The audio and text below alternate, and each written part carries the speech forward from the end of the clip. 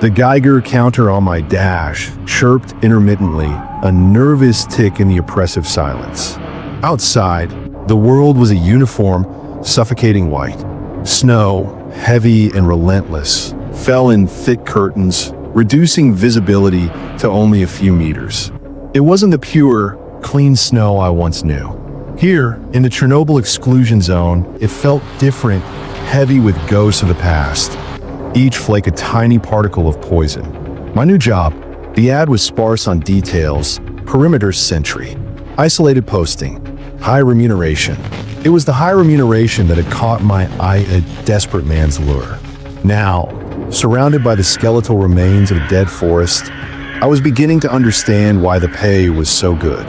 Through the swirling snow, I finally saw Ida crude, hastily constructed checkpoint.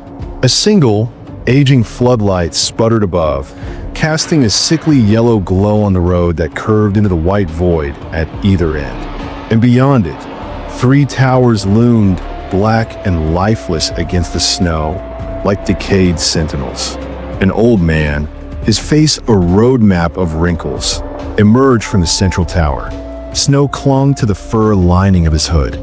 He handed me a piece of damp paper, the ink blurred and smeared. "The rules," he grunted, his voice like grinding stones. "Learn them. Live them." He didn't offer his name, and I didn't ask.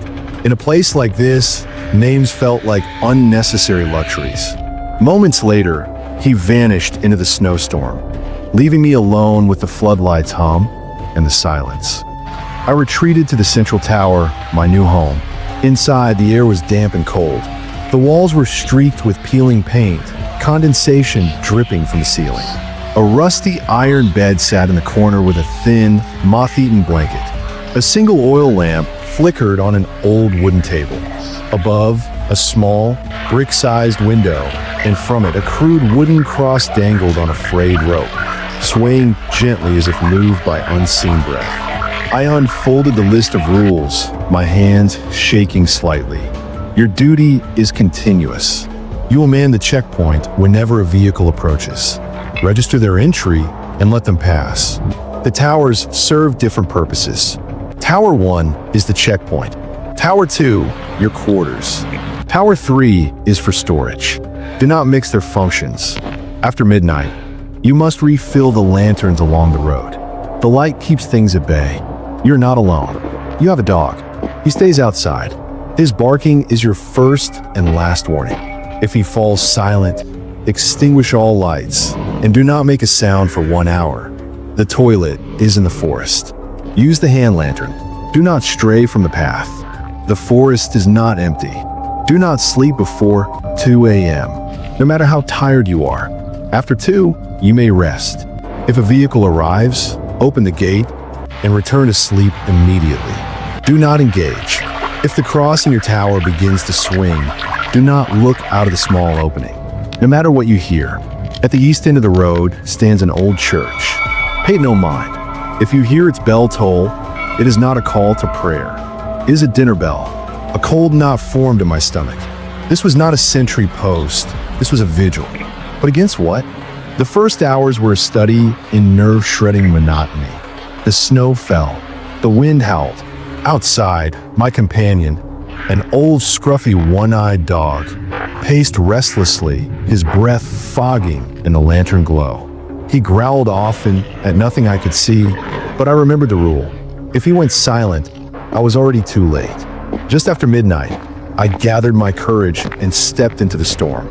The cold hit like a physical blow. I trudged along the path, refilling each kerosene lantern, their weak orange light barely cutting through the fog. In the corners of my vision, shadows seemed to twitch and shift, retreating just beyond the glow.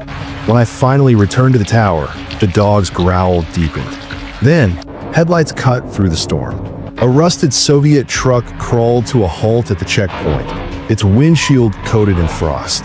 Inside, the driver was just a shadow, faceless. My numb hands raised the barrier, and the truck rolled slowly past, swallowed by the snowstorm's white void. Later, past 2 a.m., I lay down at last. Sleep came shallow, restless, full of whispers carried by the wind, whispers that almost sounded like my name. The days bled together, gray and endless. The silence pressed in from all sides. One afternoon, I carried the hand lantern down the narrow forest path. The trees were twisted, skeletal things, their frost-crusted branches like claws closing around me. And then I saw it, a clearing, something standing there, half hidden by falling snow. At first, I thought a deer, until it turned its head. Its eyes were weeping sores, glowing with sickly yellow light.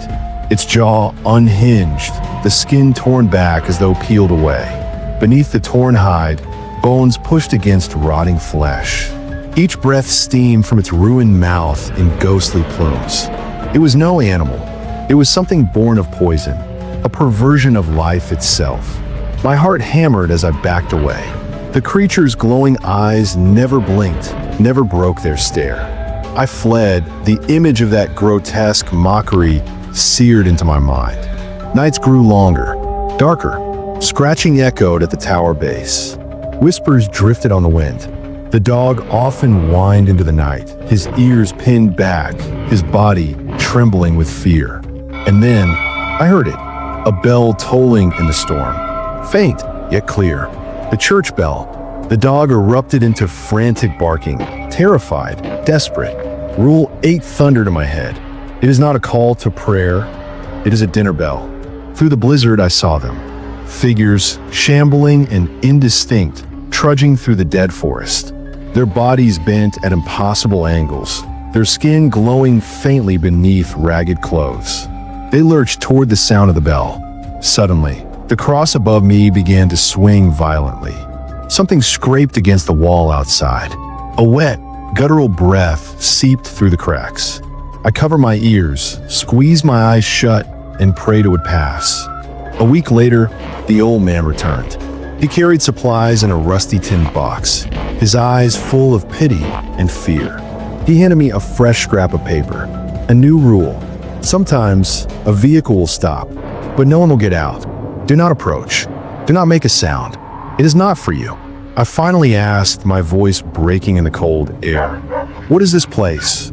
His side was ragged, empty. Not a checkpoint, he said. A feeding station. We just keep the road open. My blood froze. The trucks weren't just passing through. They were deliveries. And the figures, the creature, they weren't wanderers. They were customers. As he turned to leave, he gave me one last warning.